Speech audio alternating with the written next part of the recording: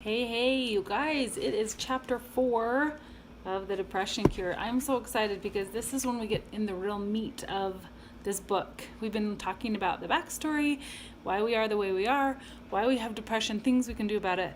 But now we get to know the do's. What do we do? And how do we put it into action? And so chapter 4 is all about brain food. So Dr. Lardy starts off talking about some rats and lab tests they do, and they noticed that when rats got depressed, so they would put them in situations that would stress a rat out. When they got depressed, the only thing that seemed to help was Prozac. So they tried different things, and the thing they found that was really effective in getting a rat to not be depressed was omega-3 fats. Some people hear the word fat and they think, oh man, fat's not good for us. But of course we know that there are healthy fats. And omega-3s are something that when I was pregnant, I've had 5 babies. When I had those babies, I knew that I needed healthy omega fats for their brain development and for my brain as well. And not all fats are created equal. In fact, we have 2 essential dietary fats, omega-3s and omega-6s, and they play complementary roles in our brain. So when they get out of balance, that's when there's a problem. So he talks about back in the hunter-gatherer time that they really had a 1-to-1 ratio balance. The way that hunter-gatherers would eat was omega-6s and omega-3s were equal. They were even. But as Western culture and lifestyle started coming and playing a role in our lives, they noticed that, let me just back up a little bit. So omega-3 fats are made in leaves of plants, grasses, and algae, and animals like fish, of course. We know that. Wild game, which feed on grasses and leaves. Omega-6s are usually concentrated in plant seeds. These fats are abundant in nuts and grains, which are technically seeds as well. Few untamed animals feed on seeds, so the hunter-gatherer ancestors would get a lot of omega-3s just by eating the meat because they didn't feed on seeds. But as that has changed since we had modern farming and the ease of just feeding our livestock like seeds and grain, the omega-6 ratio has gone way up and omega-3s have gone way down. And when they've done studies, they've even noticed that the less omega-3s, brains were growing smaller, actually shrinking. So that is kind of a scary thought. So the less healthy the people were, the less brain health they had as well. So omega-3s are directly related to our brain health. Probably a lot of you know that, how good omega-3s are for our bodies. I'm going to skim over some of this stuff. So it just talks a lot about the differences in omega-3s and omega-6s and how the ratios have changed so much over the years. And because of that, there's now chemical imbalance. So the extraordinary rise in depression rates over the last century is closely mirrors the disappearance of omega-3s. How exactly does the imbalance of fats we eat make us more vulnerable to depression? Well, neuroscientists have identified 3 mechanisms that play a role. Serotonin. We know that serotonin is the chemical that helps turn off the brain stress response. Dopamine. This is also a chemical messenger to the brain. And inflammation. You guys, inflammation is the root of a lot of illness. If we can control inflammation in our bodies, we're going to be way better off. And so when inflammation isn't controlled, there's problems. So inflammation is one of the biggest culprits behind depression. Over time, it interferes with the brain's ability to manufacture and use serotonin, and it can lead to reduced activity in the frontal cortex. It also impairs the function of brain regions such as the hippocampus, critical for memory function. So tens of millions of people throughout the industrial world suffer from chronic inflammation, and the major cause is now clear. It's a radical imbalance in our dietary fats. So that, we think, let's just eat better, let's just eat healthier, let's restore that balance by the way we eat. But you know what? It's really hard. If you wanted to eat like fish, to get the amount of omega-3s you need, you would have to eat fish 2 to 3 times a day, every single day. And for someone like me that doesn't really like seafood, that's not really an option. So I'm so glad that there's omega-3 supplements out there. There are two different ways to consider, and I just kind of refer that, and that's either increase omega-3s or decrease omega-6s, so the balance can come more evenly.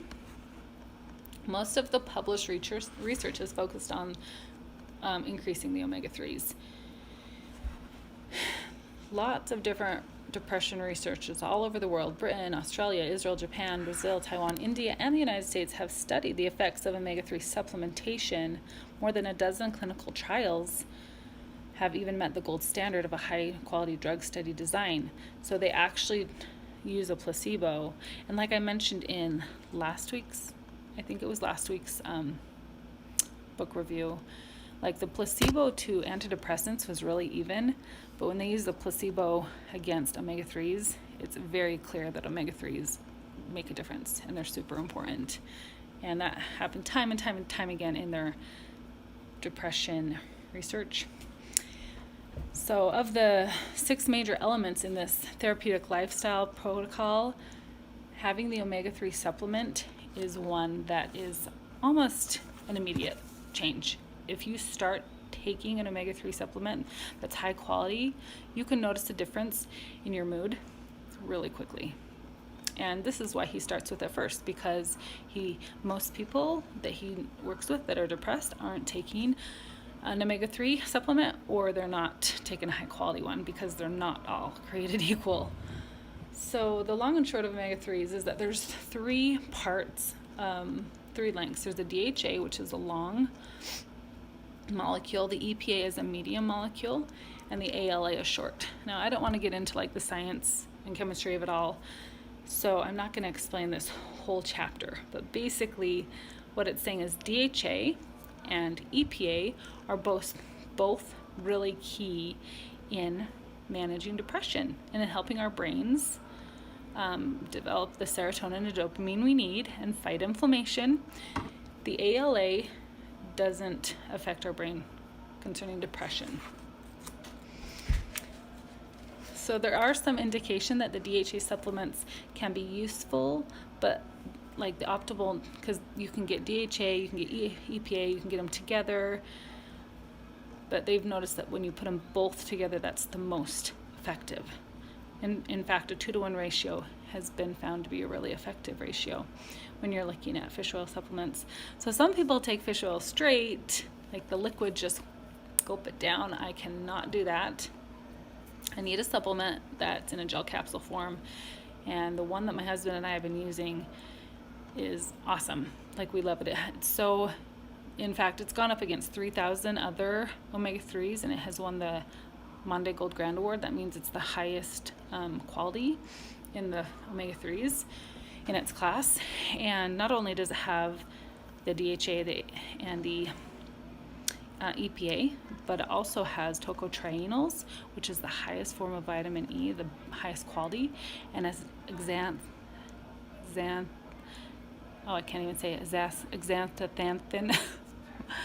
I'm going to have to scratch it. I'm going to have to put it in the notes after I astaxanthin. I think it's a free radical fighter, and it's antioxidant. So awesome. So these are what he recommends starting with. He recommends starting with an omega-3 dose of 1,000 milligrams of EPA and 500 milligrams of DHA. Now, that's in like a standard. Like ours that we're they are not that high, but we're finding that it's been really effective for my husband because of all the other things that's in it, all the other natural ingredients that have combined with it. It's crossing the blood-brain barrier, it's absorbing well, and it's showing immediate effects. So the best way to get your daily dose of omega-3s is, like I said, you can either take it straight or take it in a supplement. And he actually takes his straight. He prefers to just drink it, and he just gives you some tips on if you want to take it straight, make sure you have water, your toothbrush, garlic, something by you that can help you if you're not a big fan of the fishy taste. He also noticed that some people really can't stand fish burps, and that depends a lot on the quality of your fish oil. So if you're getting high quality, you're going to have less fish burps. And also, if you keep them in the freezer, you're going to have less fish burps, and take it like an hour before bed on a full stomach at dinner, because it's fat soluble, so it absorbs better with the fats that you've had throughout the day. So let's just talk in a little bit more about dosages. You can actually get a really, really good affordable fish oils online. He wouldn't recommend the drugstore. You need to make sure that it's pharmaceutical. Let me see, I just lost my place.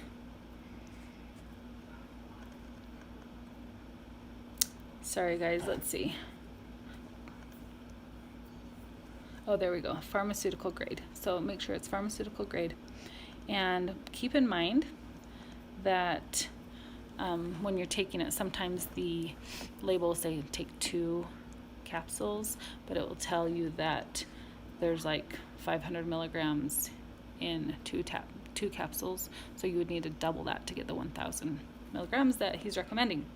So another really important thing to know about omega-3s and about your body is the antioxidants, because fish oil and oxygen don't mix.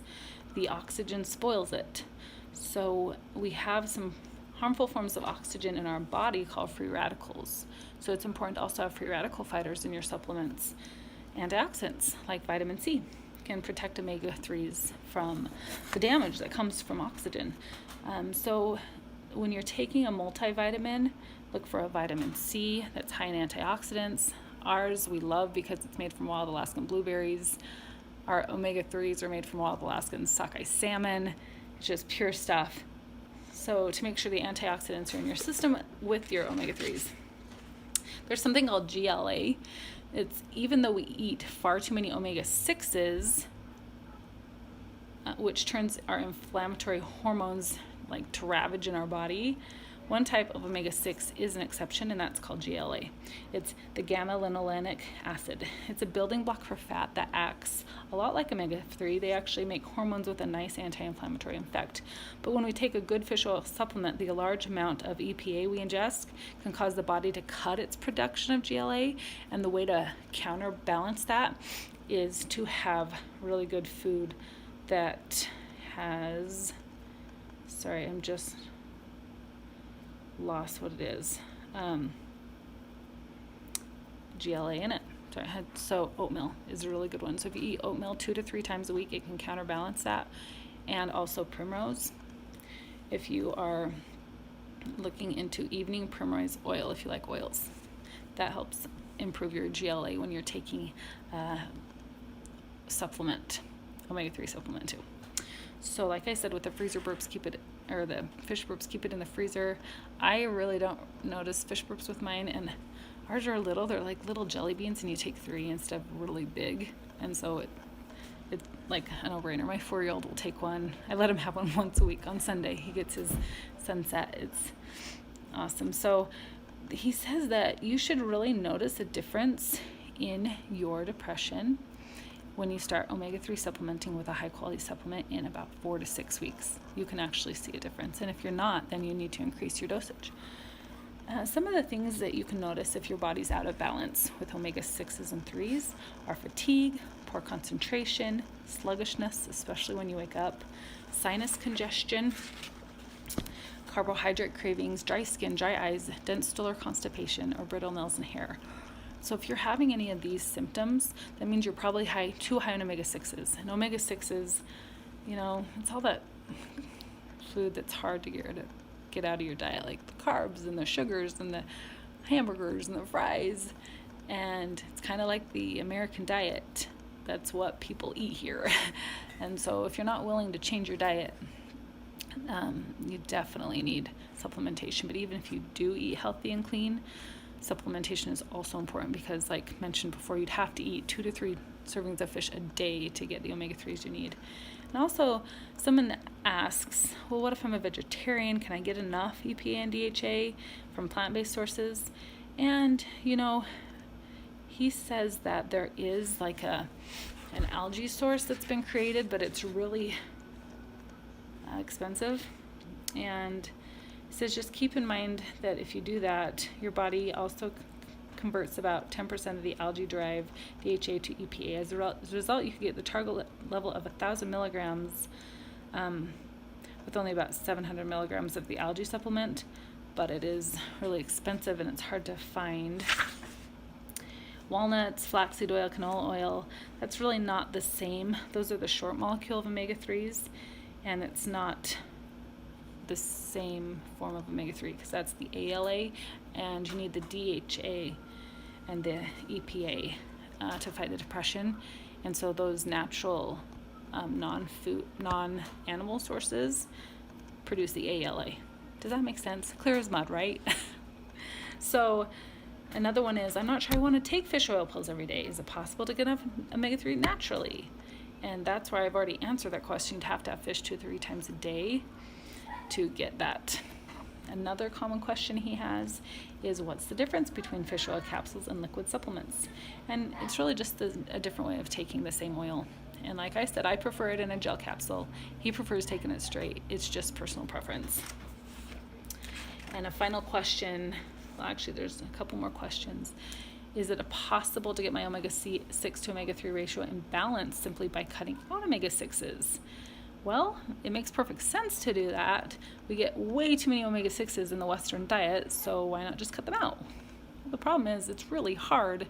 Like if you're not super dedicated to do that, and omega-6s stay in your body a long time, so even if you get rid of them, change your diet, it would take a couple of months before, like if you got your blood work done, that it would show that your omega-6 and omega-3 ratios have evened out.